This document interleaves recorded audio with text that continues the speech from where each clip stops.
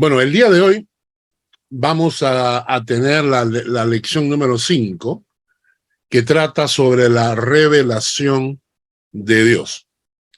Esta es una lección importantísima, especialmente hoy en día, que estamos teniendo tanta gente que ha salido por ahí a decir que Dios se sigue revelando, que ellos son profetas, apóstoles que traen nueva revelación, y todo eso es mentira, es una herejía. Entonces, vamos a estudiar el tema de la revelación de Dios.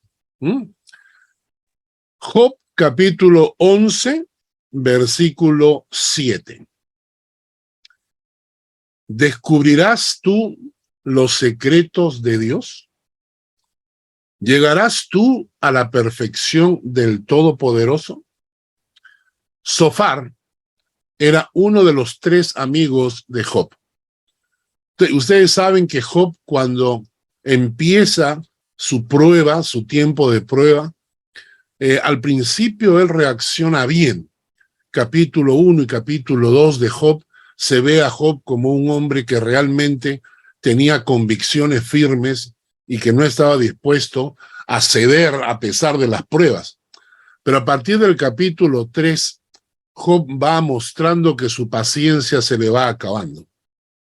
En cierto momento, discutiendo con uno de sus amigos, Job va a decir que él estaría dispuesto a presentarse delante de Dios y discutir con Dios su problema, porque él consideraba que lo que le estaba pasando era injusto, porque él era un hombre que había sido perfecto, recto, temeroso de Dios y apartado del mal, dice Job capítulo 1, versículo 1. Pero ahora ha perdido sus bienes, sus propiedades, sus animales, inclusive sus hijos, ha perdido la salud, está con una sarna, y entonces él se está quejando contra Dios. Y dice que él estaría dispuesto a ir al cielo y discutir con Dios, presentar delante de Dios su reclamo, ¿no? Y entonces Zofar, que es uno de sus amigos, le está diciendo: tú no sabes qué es lo que Dios piensa. Y le da este pensamiento que vale la pena reflexionar. ¿Descubrirás tú los secretos de Dios? ¿Llegarás tú a la perfección del Todopoderoso? Esta frase nos indica que las investigaciones científicas se limitan forzosamente a lo material. La ciencia humana carece de datos para poder penetrar en el secreto de la realidad espiritual que se esconde detrás de lo que nosotros percibimos simplemente con nuestros sentidos. Y desde tiempos inmemoriales, el hombre ha intentado entrar en el mundo espiritual para descubrir los secretos y las verdades espirituales. Y esas verdades espirituales nosotros las perdimos cuando Adán y Eva fueron expulsados del paraíso. Entonces, cuando ellos fueron expulsados del paraíso, desde ese momento, las siguientes generaciones, empezando con los hijos de Adán y Eva, quedaron en la ignorancia espiritual, y esa información le ha sido oculta a los hombres, ¿ok? Y esto es interesante, porque el ser humano, en forma natural, no puede entrar al reino de Dios y descubrir cuáles son los secretos de Dios, cuáles son las verdades de Dios, ¿no? Hay que entender que la mente natural es incapaz de comprender a Dios. Quiero que leamos juntos un texto bíblico. Primera de Corintios 2:14. Primera de Corintios 2:14. Búsquenlo, por favor. Fanny, ¿estás ahí? Por favor, léelo.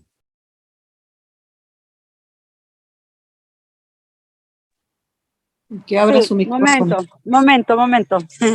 Pero el hombre natural no percibe las cosas que son del Espíritu de Dios, porque para él son locura y no las puede entender, porque se han de discernir espiritualmente. Interesante este texto. El hombre natural no percibe las cosas que son del Espíritu de Dios. La Biblia habla de tres tipos de personas: el hombre natural, el hombre espiritual y el hombre carnal. Entonces hay tres tipos de personas, según la Biblia. El hombre natural es el hombre simple, común, que tiene una vida, digamos, sin Dios, alejado de Dios o viviendo una religión. El hombre espiritual es el que se ha encontrado con Dios. El hombre carnal es el que, habiéndose encontrado con Dios, decide retroceder. Como dice la Biblia, el perro vuelve a su vómito y el cerdo a revolcarse en el fango. Entonces tenemos el hombre natural, el hombre espiritual, el hombre carnal. Y este pasaje nos dice que el hombre natural no percibe las cosas que son del Espíritu de Dios, porque para él son locura y no las puede entender. Si comprendemos este versículo, que el hombre natural no puede entender las cosas que son del Espíritu de Dios, entonces llegamos a la conclusión que es necesario que sea Dios mismo que por su propia iniciativa se revele al hombre. ¿Me entienden? O sea, si el hombre no puede llegar al conocimiento de Dios, porque para él son locuras, son cosas que no entran en su cerebro. El hombre natural no puede entender, por ejemplo, que Dios esté en todas partes, o que Dios sepa todo, o que Dios sea omnipotente, o que Dios sea eterno. El hombre natural no puede entender eso, porque su mente natural no le permite. Entonces, lo que necesitamos es que Dios se revele al hombre, porque es como que el hombre tiene un velo sobre sus ojos, y solamente Dios, quitando ese velo, hace que el hombre pueda entender las cosas de Dios. La revelación justamente significa eso: descorrer un velo para poner de manifiesto lo que antes fue escondido. Entonces, la palabra revelación, descorrer un velo para poner de manifiesto lo que antes estaba escondido. Vamos a leer 2 Corintios, capítulo 3, versículos 14 al 17. 2 Corintios, capítulo 3, versículos 14 al 17. Nena, si estás ahí, por favor, léelo. Ok. Pero el entendimiento de ellos se embotó, porque hasta el día de hoy, cuando leen el antiguo pacto, les queda el mismo velo no descubierto, el cual por Cristo es quitado. Y aún hasta el día de hoy, cuando se lee a Moisés, el velo está puesto sobre el corazón de ellos. Pero cuando se conviertan al Señor, el velo se quitará, porque el Señor es el Espíritu, y donde está el Espíritu del Señor, allí hay libertad. Entonces, este texto es muy interesante porque dice: cuando se conviertan al Señor, el velo se quitará. ¿De quién está hablando? La primera parte dice: el entendimiento de ellos está embotado, está saturado. Hasta el día de hoy, cuando leen el antiguo pacto, estamos hablando del Antiguo Testamento, les queda el mismo velo no descubierto. Lo que nos está diciendo es que los seres humanos, por naturaleza, tienen un velo sobre su corazón, sobre los ojos de su alma. Hay un velo que no, por eso no pueden ver las cosas de Dios. Cuando uno le dice a una persona, le dice: este domingo voy a la iglesia, la gente te dice: ¿para qué? porque necesito ir a la iglesia, necesito alabar a Dios, necesito estar con mis hermanos, necesito escuchar la palabra. La gente te dice, estás loco, mejor quédate en tu casa, mira televisión, sal a pasear, ándate a la piscina, ¿no? Para ellos no pueden entender porque ellos tienen un velo sobre su corazón, ellos tienen un velo sobre los ojos de su alma. Pero el versículo 16 dice, pero cuando se conviertan al Señor, el velo se quitará.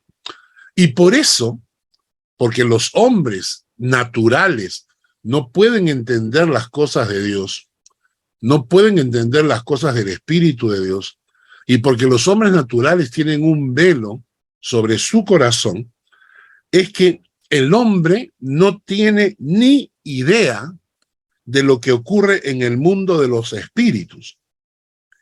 Y es por eso que a través de la historia, los hombres han inventado, han creado dioses ficticios de acuerdo a su ignorancia. Es decir, como no tienen la información verdadera que ocurre en el mundo de los espíritus, en el lugar donde mora Dios, como no tienen esa información, lo único que les queda es inventar, ser creativos. Y entonces inventan dioses según su ignorancia. Y por eso tenemos en la historia que muchas tribus, muchos pueblos, muchas naciones, por ejemplo, creían que el sol era Dios, que Dios era que el sol, porque el sol trae energía a la tierra. Algunos hablaban de la tierra como la diosa con la cual el sol se encuentra, ¿no? Algunos representaban sus dioses por medio de animales, panteras, serpientes, lagartos, ¿no?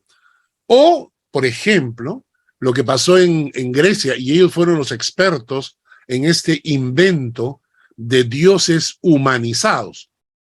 Los griegos fueron expertos en crear dioses a los cuales les atribuían cualidades y características humanas.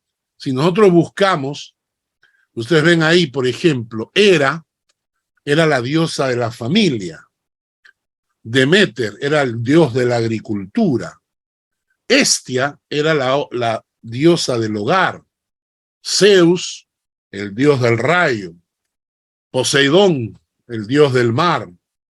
Hades, el dios del infierno. Dionisio, el dios del vino.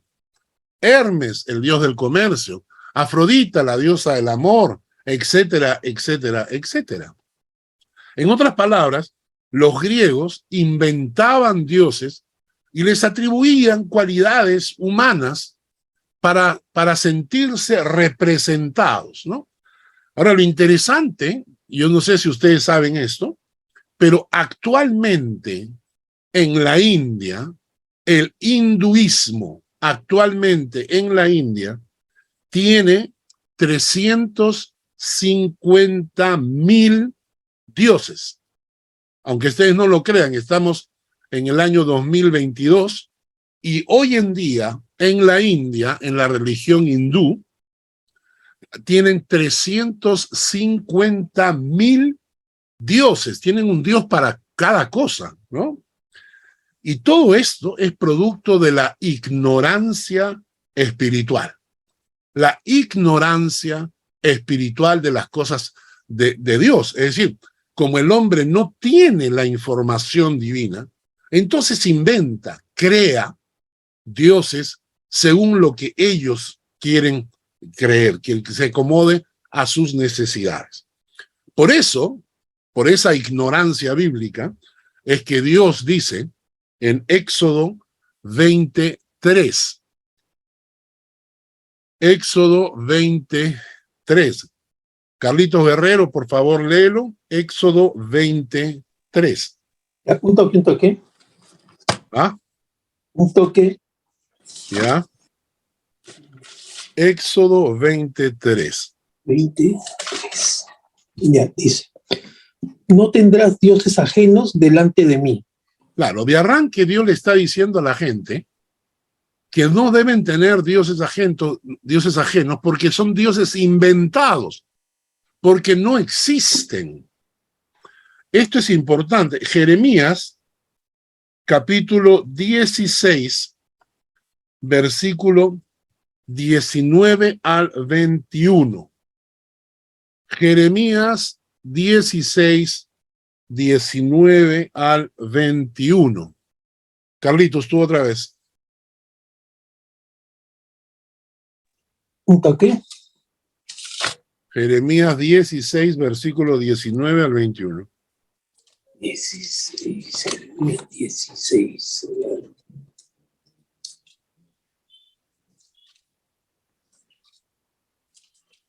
19 al 21, ¿no? Sí. Dice: Oh Jehová, fortaleza mía y fuerza mía y refugio mío en el tiempo de la aflicción. A ti vendrán naciones desde los extremos de la tierra y dirán: ciertamente mentira poseyeron nuestros padres, vanidad, y no hay en ellos provecho. ¿Hará acaso el hombre dioses para sí? Mas ellos no son dioses. Por tanto, he aquí, les enseñaré esta vez, les haré conocer mi mano y mi poder, y sabrán que mi nombre es Jehová. Este pasaje es muy interesante, especialmente en el versículo 20. Sí. ¿Hará acaso el hombre dioses para sí? O sea, ¿se creará el hombre dioses para sí? Y luego dice, mas ellos no son dioses. Obviamente, son inventos de la gente. Por eso es tan falso cuando nosotros decimos, bueno, todo lo importante es que creas en cualquier cosa. No es así. Cuando la gente habla de creer en cualquier cosa, estamos insultando a Dios. Cuando a mí me han dicho, no, mira, no importa si tú crees en los dioses Bahá'í o en los dioses hinduistas, o si eres musulmán, o si eres zoroastrista, no importa, lo importante es que todos son lo mismo. No son lo mismo. Por eso es que Dios dice, ¿acaso el hombre se hará dioses para sí? Pues no son dioses, son simples inventos de una mente humana natural que no sabe, que no conoce y que es ignorante de lo que realmente ocurre en el mundo de los espíritus. Y por eso la frase del versículo 21 es importante, porque Dios se identifica para que sepamos quién es el único Dios verdadero. Porque dice, por tanto, he aquí les enseñaré esta vez y les haré conocer mi mano y mi poder, y sabrán que mi nombre es Jehová. Dios se identifica por su nombre para que nosotros sepamos quién es el Dios que vive en el mundo de los espíritus. Hasta aquí es importante entender que no es lo mismo. Cuando tú, me acaban de mandar un video de Lima, Perú, de una reunión de todas las religiones, unas diferentes religiones que se han reunido con el presidente del Perú en el edificio de la iglesia mormona en La Molina. Y en esa reunión aparece una mujer que ora a la Madre Tierra, aparecen gente del grupo Bahá'í, aparecen gente de los Hare Krishna, aparecen un montón de religiones y lamentablemente, estaban representados. Estaba Pedro Arana, que es representando a la iglesia evangélica. Había un representante de la iglesia luterana y un representante de la iglesia metodista. Eso es una aberración. Por más que nosotros querramos decir, no, que todas las religiones hay que ser hermanos, es un insulto a Dios, es un insulto a Dios mezclar a Jehová de los ejércitos con estos dioses falsos que inventan este tipo de gente. Por eso es que Dios utiliza su nombre para que lo reconozcamos. A cada rato en la Biblia nos da su nombre. Yo soy Jehová, mi nombre es Jehová. para que sepamos de quién estamos hablando. Primera de Crónicas, capítulo 16, versículo 26. Shari, ¿estás por ahí? Léelo, por favor. Primera de Crónicas 16, 26. Shari avisó que no tiene micrófono ni cámara. Ok, ¿puedes leerlo tú, Lucita? Sí, Primera de Crónicas 16, ahorita. 16:26 dice: porque todos los dioses de los pueblos son ídolos, mas Jehová hizo los cielos. Exacto. Todos los dioses de los pueblos son ídolos, mas Jehová hizo los cielos. En conclusión de esta primera parte, ¿qué hemos entendido? Hemos entendido que el hombre natural no tiene la capacidad de entrar en el mundo de los espíritus para saber la verdad que ocurre ahí. Y como es ignorante, inventa dioses de acuerdo a su conveniencia. Y como el hombre no puede, entonces es necesario que Dios se revele. Si Dios no se revela al hombre, el hombre se mantendrá ignorante. El hombre se mantendrá ignorante de las cosas de Dios. Pues bien, ¿cómo se revela Dios? Vamos a aprender que Dios se ha revelado de 4 maneras diferentes. Primero, a través de su creación. ¿De acuerdo? Vamos a tocar cada uno de estos puntos en detalle más adelante.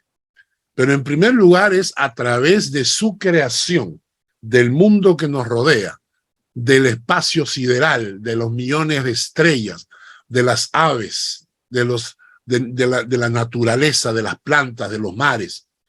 A través de su creación, Dios se ha revelado a través de su creación. En segundo lugar, Dios se ha revelado a través de manifestaciones divinas a través de la historia. O sea, Dios mismo ha intervenido en la historia de los hombres para que los hombres sepan que hay un Dios real. Entonces, Dios se ha manifestado. Eso lo vamos a ver también en un momento. 3, Dios se ha revelado a través de mensajeros divinamente inspirados, ¿no? Y 4, la máxima revelación ha sido a través de su Hijo Jesucristo. Entonces, Dios se ha revelado por medio de su creación, Dios se ha revelado por sus manifestaciones divinas actuando en la historia de los hombres, Dios se ha revelado a través de mensajeros divinamente inspirados, profetas, y Dios se ha revelado a través de su Hijo Jesucristo como la máxima revelación que tenemos. Vamos a empezar estudiando la primera. Dios se ha revelado a través de su creación. Vamos a leer el Salmo 19, versículos 1 al 6. Silvita, si estás ahí, por favor, léelo.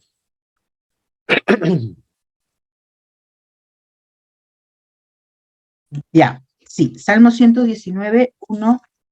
No, Salmo 19, 1 al 6. Ah, perdón, 19. Ya estoy. Del 1 al 6.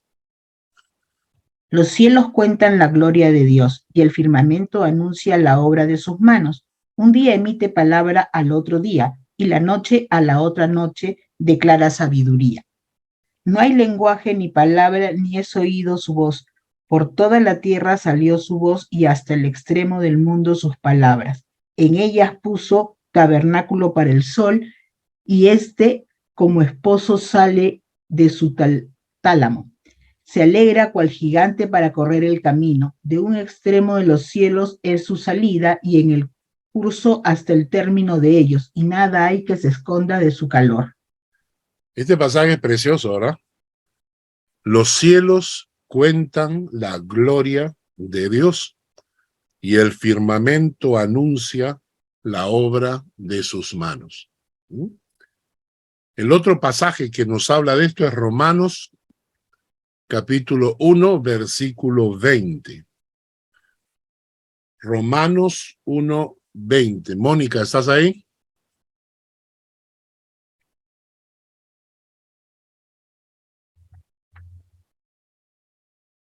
¿No está? ¿Alguien que no haya leído todavía? Yo, ¿Ok? Romano 1:20. ¿Ya? Romano 1:20 está por aquí. Porque las cosas invisibles de él, su eterno poder y deidad, se hacen claramente visibles desde la creación del mundo, siendo entendidas por medio de las cosas hechas, de modo que no tienen excusa. Perfecto. Las cosas invisibles de Dios, su eterno poder y deidad, se hacen claramente visibles desde la creación del mundo, siendo entendidas por medio de las cosas hechas, de modo que nadie tiene excusa.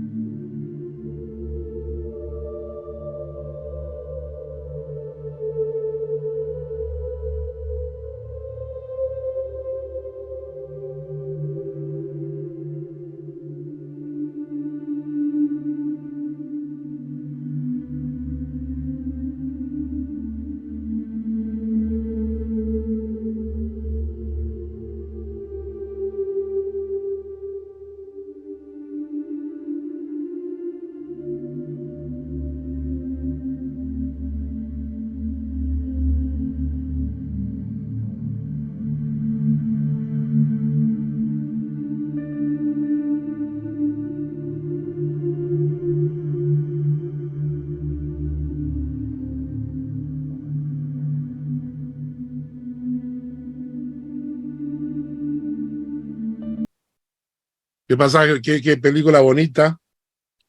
Y me gusta el pensamiento. ¿Dónde estabas tú cuando yo creaba los cielos y la tierra?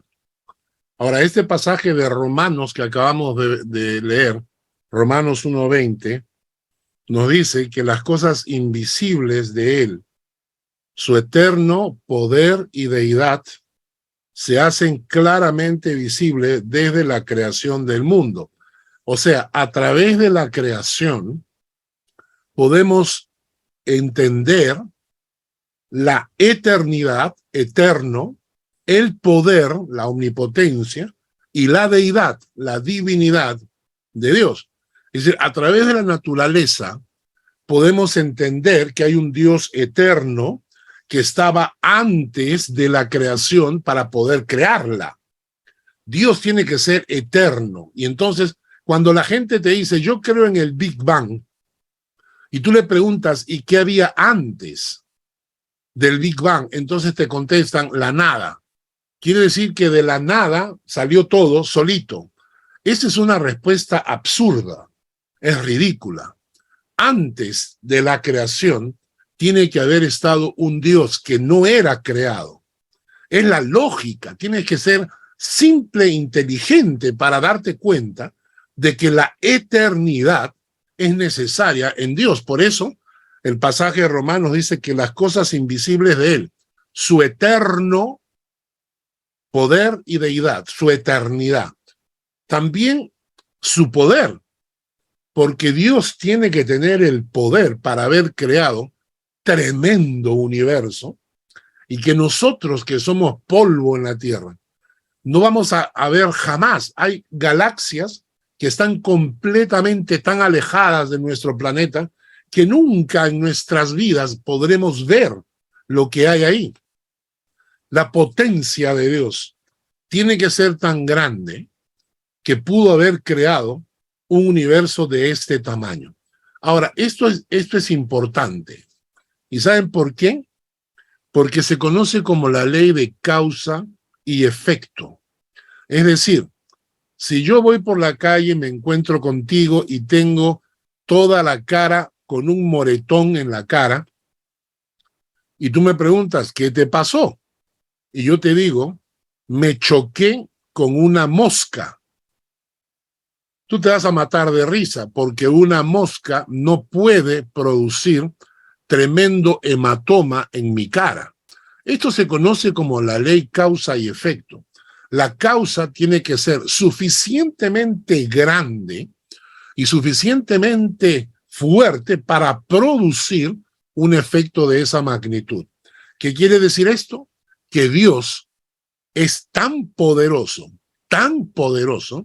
que pudo crear un universo del tamaño que tenemos. ¿Entienden? La ley de la causa y el efecto. Y por último, la divinidad, su deidad, como pone este texto. Solo un Dios que no haya sido creado tiene la posibilidad de crear. Entonces, Romanos, capítulo 1, versículo 20, nos dice que Dios nos ha mostrado su eternidad, su omnipotencia y su divinidad a través de su propia creación. Cuando tú ves el tamaño del universo, cuando tú ves la variedad de aves, de peces, cuando tú ves la variedad de las plantas, tú agarras y dices, realmente la obra de Dios, la creación de Dios es impresionante. Entonces, la primera forma en que Dios se ha manifestado es a través de su creación. ¿De acuerdo?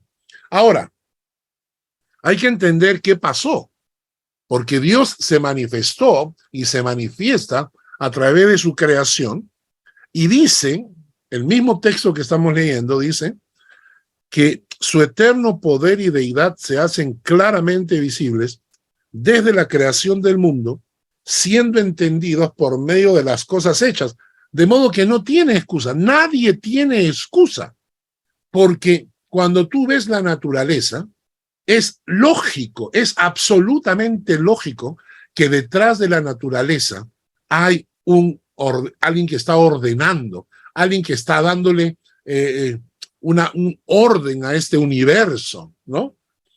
Una de las leyes que a mí me llama la atención es la ley de la entropía, ¿ya? Y la ley de la entropía dice: el azar, el destino y la suerte tienden al caos y no al orden de las cosas. Si tú agarras un tablero de ajedrez y tiras el tablero y tiras las piezas encima, nunca van a ordenarse correctamente. Va a haber desorden, va a haber caos. Esto se conoce en la física como la ley de la entropía. Cuando el azar, el destino y la suerte tienden al caos y no al orden de las cosas. Y es interesante porque cuando vemos el universo vemos orden. Vemos que Dios creó la ley de la gravedad para que los planetas no choquen, para que las galaxias no choquen. ¿Quién inventó esa ley? La explosión del Big Bang se puso de acuerdo con el universo y dijo: vamos a crear una ley para que nuestros planetas no choquen. ¿Quién creó la ley de la gravedad? Dios, pues, para que haya un orden en el universo. Entonces la ley de la gravedad impide que nosotros seamos atraídos al Sol y seamos quemados, impide que nosotros salgamos de la órbita y choquemos contra Marte. La ley de la gravedad que rige el universo. ¿Quién creó esa ley? Todo este tipo de cosas nos muestran el principio que se conoce como el reloj relojero. Así como hay una ley que se llama causa y efecto, también existe una ley que se conoce como reloj relojero. Si hay un reloj, es porque hay un relojero. Nadie agarró un montón de piezas, las tiró y se produjo un reloj en forma automática. Tenía que haber un relojero que le diera el orden. Y esto demuestra que la creación tiene un Dios eterno, todopoderoso y divino. Entonces Dios se ha manifestado a través de su creación. Aunque el hombre es rebelde. Miren lo que dice Romanos capítulo 12, versículos 21 al 22. Huguito, ¿estás ahí? Romanos 1, dirás. Romanos 1, 21, 22.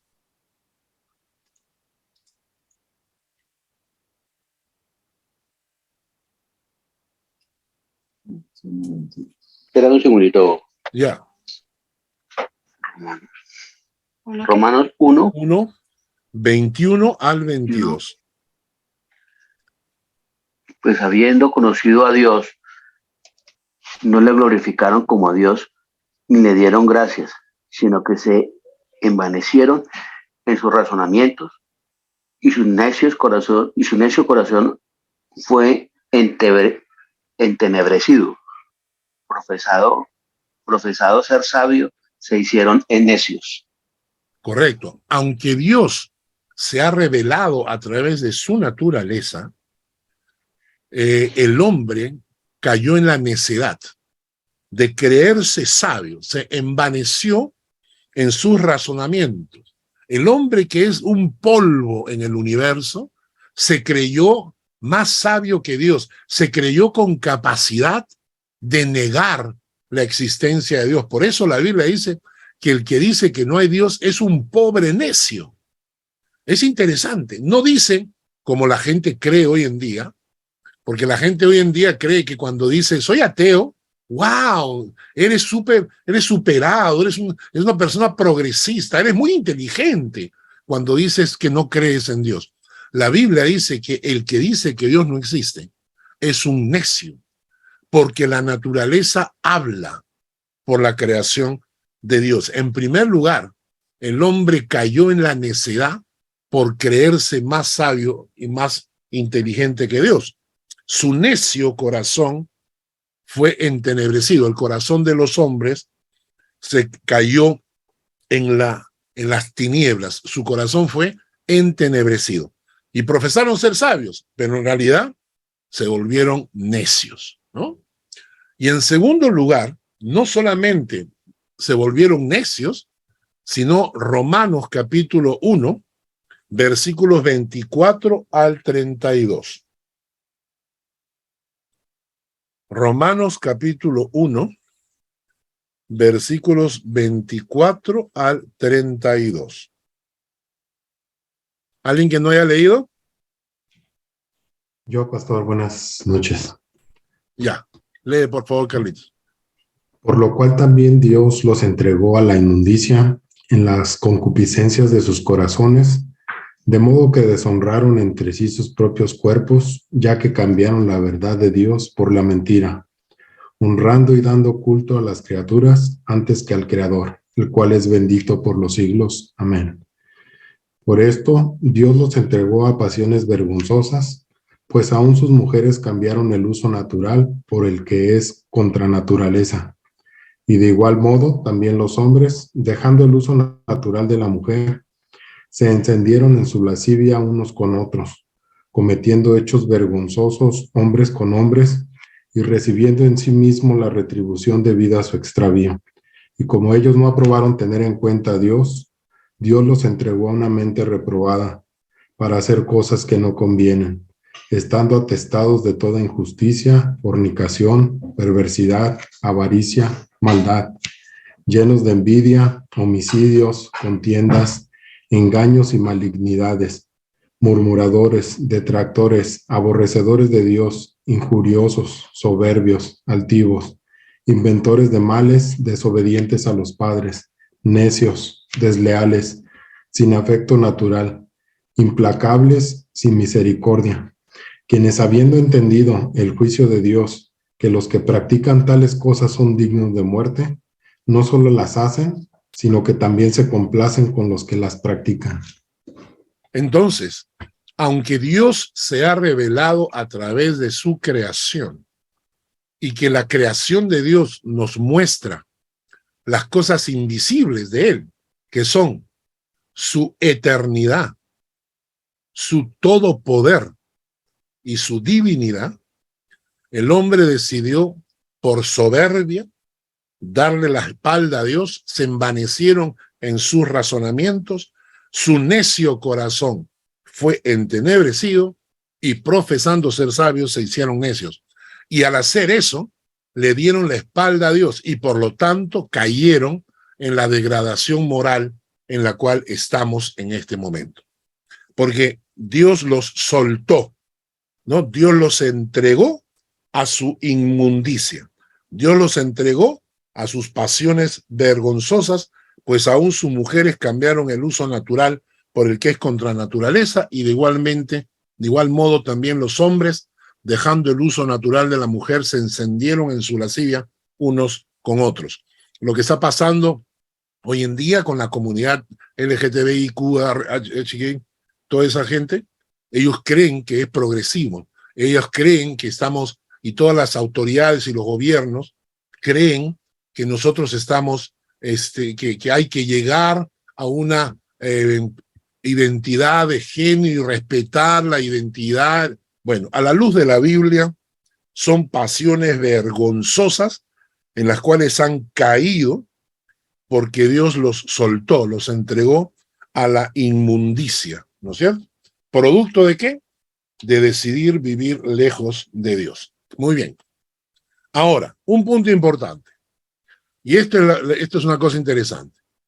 La revelación divina, a través de su creación, nos revela, ya hemos dicho, la eternidad de Dios, nos revela el poder de Dios, nos revela la deidad de Dios, su eterno poder y deidad. Pero no nos revela cosas como, por ejemplo, el amor de Dios, o el perdón de Dios, o la salvación de Dios.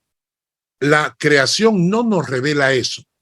Por eso, cuando Dios se revela a través de su creación, es una revelación natural limitada. Nos muestra que hay un Dios todopoderoso y eterno, pero no nos muestra el amor de Dios, el perdón de Dios o la salvación de Dios.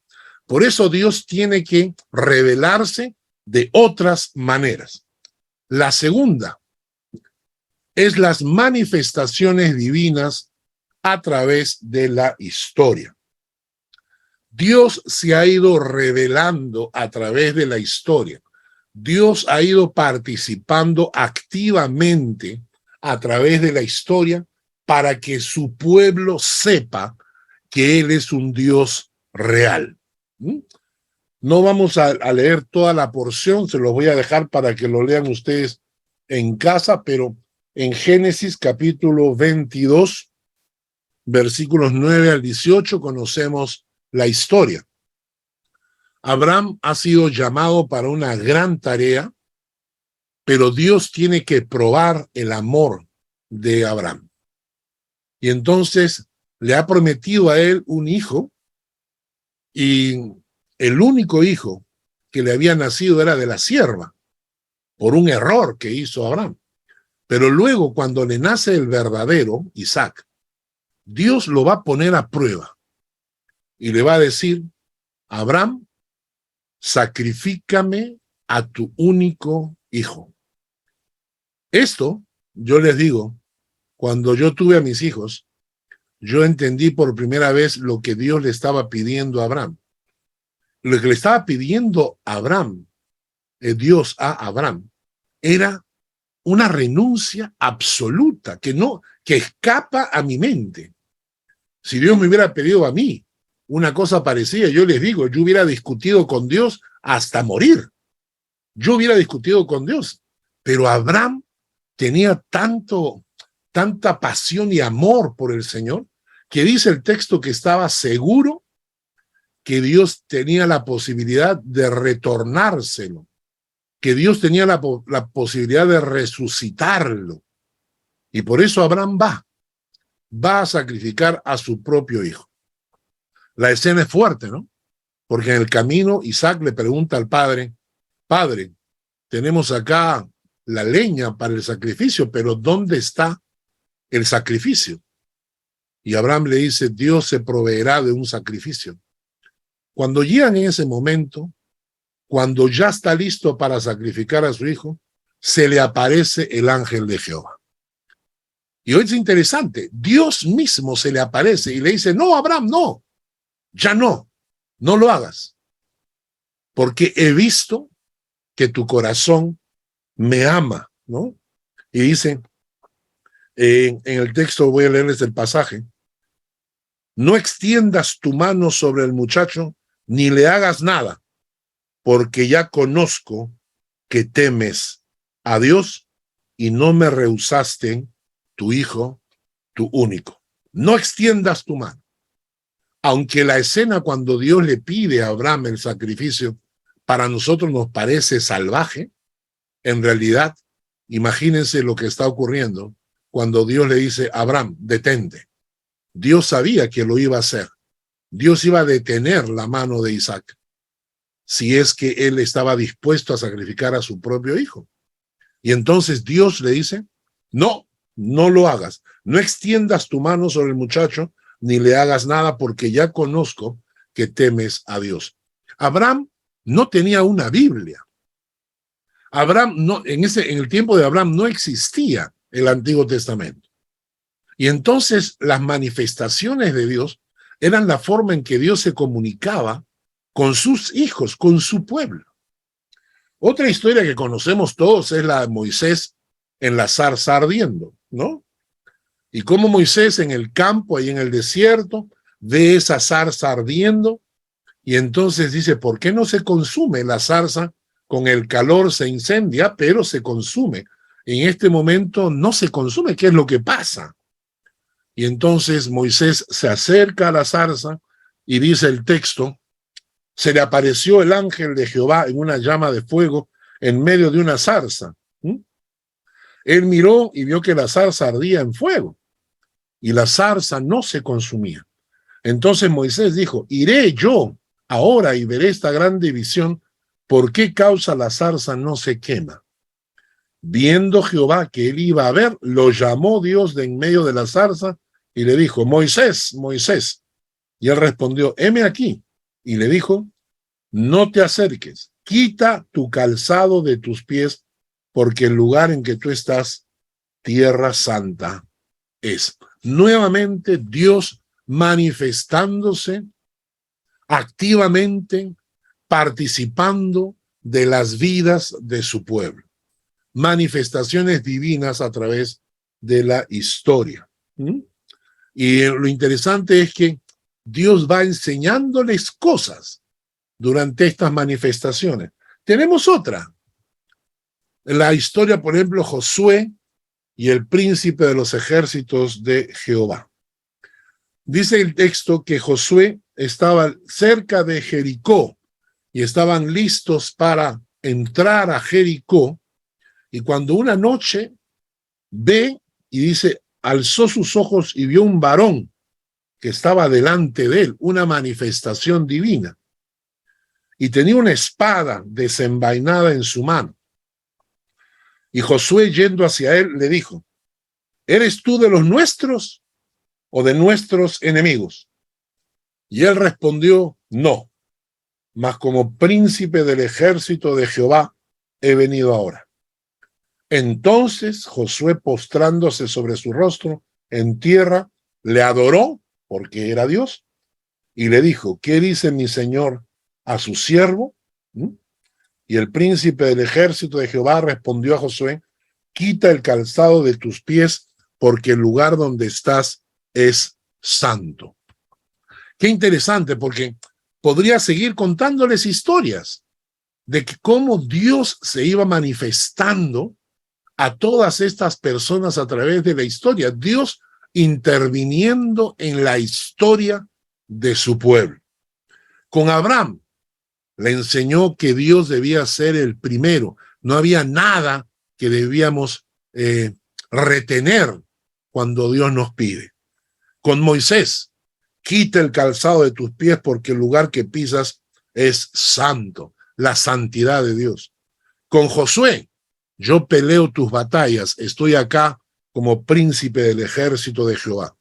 De esta manera, Dios se ha ido revelando a su pueblo a través de la historia, entrando a este mundo y teniendo manifestaciones divinas que se conoce como teofanías. Teofanías, ¿ok? Manifestaciones divinas a través de la historia. Entonces, vamos a repasar. Dios se ha revelado a través de su creación. Dios se ha revelado a través de manifestaciones divinas, presencia física a través de la historia. En tercer lugar, Dios se ha manifestado a través de mensajeros, divinamente inspirados. Vamos a leer 2 de Pedro capítulo 1, versículo 19 al 21. 2 de Pedro 1, versículo 19 al 21. Alguien que no haya leído, por favor.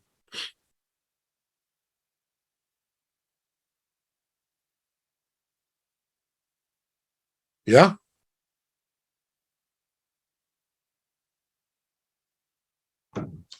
Yo, pastor. Ya. Dice, tenemos también la palabra profética más segura, a la cual hacéis bien en estar atentos como a una antorcha que alumbra en lugar oscuro, hasta que el día esclarezca y el lucero de la mañana salga en vuestros corazones. Entendiendo primero esto, que ninguna profecía de la Escritura es de interpretación privada, porque nunca la profecía fue traída por voluntad humana, sino que los santos hombres de Dios hablaron siendo inspirados por el Espíritu Santo. Correcto. La tercera forma en que Dios se ha revelado a través de la historia no es solamente entrando activamente en la historia, presentándose con una teofanía en la historia, pero también eligiendo, llamando a hombres y mujeres que Él escogió con el fin de convertirlos en mensajeros inspirados de su palabra. Una de las cosas interesantes, por ejemplo, la historia de Samuel. En 1 de Samuel, capítulo 3, versículos 1 al 10. 1 de Samuel, capítulo 3, versículos 1 al 10. Voy a leerles la historia. El joven Samuel ministraba a Jehová en presencia de Elí, y la palabra de Jehová escaseaba en aquellos días. No había visión con frecuencia.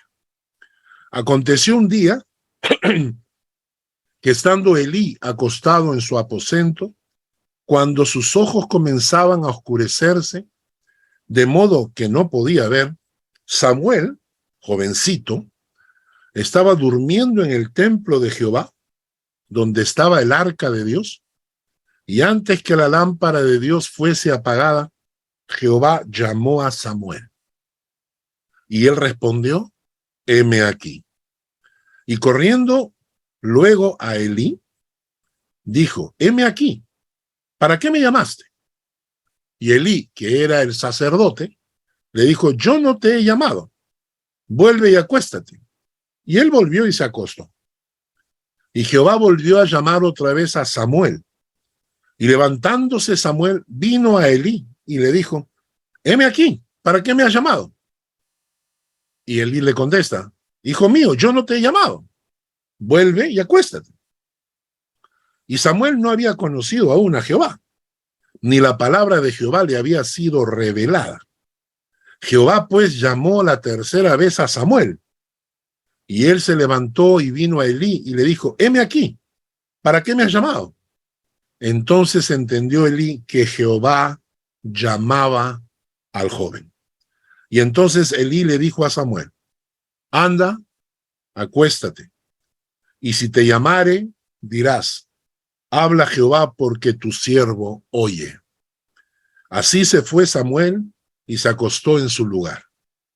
Y vino Jehová y se paró y llamó como las otras veces, Samuel, Samuel. Entonces Samuel dijo, habla que tu siervo escucha. Por ejemplo, este es un ejemplo de cómo Dios llamó, seleccionó por su gracia, por su voluntad, a personas especiales para que en forma divinamente inspirada se convirtieran en instrumentos mensajeros de Dios. Dios se revelaba a través de ellos y ellos traían mensajes claros para los hombres. Los profetas nos han dejado tremendas enseñanzas. Y así como Dios llamó a Samuel, así Dios llamó a otros, ¿no? Dios llamó a Isaías, por ejemplo. Isaías tiene pasajes inspirados que son preciosos. Cuando Isaías nos habla acerca del cordero que fue llevado al matadero y que por su llaga hemos sido curados. Isaías tiene pasajes preciosos que son de la salvación de los hombres clarísimos. Jeremías, Lamentaciones, Ezequiel, Daniel, a ellos se les consideran los profetas mayores. Ellos, por ejemplo, fueron elegidos por Dios para traer este mensaje. Tenemos un grupo también de otros que se conocen profetas menores. Son 12 profetas menores que Dios también llamó para usarlos como mensajeros. Oseas, Joel, Amós, Abdías, Jonás, Miqueas, Nahum, Habacuc, Sofonías, Ageo, Zacarías, Malaquías. De esta manera, esta es la tercera forma en que Dios se reveló a través de la historia. Se reveló a través de su creación. Se reveló entrando activamente a participar en la historia de su pueblo y se reveló a través de mensajeros que él escogía, que los usaba como instrumentos, como mensajeros, para traerle mensajes mucho más claros para los hombres. Y nos cansaríamos de decir nombres que no están en la lista. Por ejemplo, el mismo Salomón, cómo Dios lo usó para escribir libros como Proverbios, Cantar de los Cantares, Eclesiastés. El profeta Elías, ¿no? El profeta Eliseo, en fin, toda esta gente, incluyendo Juan el Bautista, por ejemplo. Entonces, estos son mensajeros que Dios eligió para traer su mensaje y revelarse a nosotros. Voy a leer nuevamente Segunda de Pedro, capítulo 1, versículo 19 al 21. Tenemos también la palabra profética más segura, a la cual hacéis bien en estar atentos, como a una antorcha que alumbra en lugar oscuro, hasta que el día esclarezca y el lucero de la mañana salga en vuestros corazones. Entendiendo primero esto, que ninguna profecía de la Escritura es de interpretación privada, porque nunca la profecía fue traída por voluntad humana, sino que los santos hombres de Dios hablaron siendo inspirados por el Espíritu Santo. Ahora, deberíamos entrar al cuarto punto, que es la máxima revelación a través de su Hijo Jesucristo. La revelación de Dios que fue progresiva, y Jesucristo es la máxima revelación, y con él se cierra el ciclo. Por falta de tiempo no vamos a entrar, sino lo vamos a dejar para la próxima semana. Pero quiero mencionar algo importante, y lo vamos a volver a repetir la semana próxima, pero quiero que escuchen algo antes de continuar con esto la próxima semana. Voy a leerles unos textos bíblicos. En Éxodo capítulo 17, 14, y Jehová le dijo a Moisés, escribe esto para memoria en un libro. Toda la revelación de Dios debía quedar para las próximas generaciones, y ordenó a sus siervos y profetas que las escribieran. Claro, las historias que pasaron cuando Dios se reveló a través de la historia a Abraham, a Moisés, a Josué, a Elías, a todos ellos, a Daniel, a los amigos de Daniel en el horno de fuego, a todos ellos, todas esas manifestaciones de Dios debían quedar escritas para las próximas generaciones. Y entonces Dios le dice a Moisés, escribe esto para memoria en un libro. En el Salmo 102, versículo 18, dice, se escribirá esto para la generación venidera, y el pueblo que está por nacer alabará a Jehová. En 1 Samuel, capítulo 10, versículo 25, Samuel recitó luego al pueblo las leyes del reino y las escribió en un libro, el cual guardó delante de Jehová. Jeremías 36:2 dice, Dios le dice a Jeremías, toma un rollo de libro y escribe en él todas las palabras que te he hablado contra Israel, contra Judá, contra todas las naciones, etcétera, etcétera. Entonces dice, toma un rollo y escribe todas las palabras. ¿Qué estamos diciendo? Que la revelación de Dios tenía que quedar para las próximas generaciones. Y a todos estos hombres, Dios les dijo, escríbelas para que queden para la próxima generación. Y eso es lo que tenemos nosotros en la palabra de Dios. Y para cuidar esa escritura es que Dios inspiró a estos hombres escogidos por Dios como mensajeros. La palabra de Dios registró la revelación de Dios a través de la historia. La palabra de Dios registró los hombres que hablaron como mensajeros a través de él.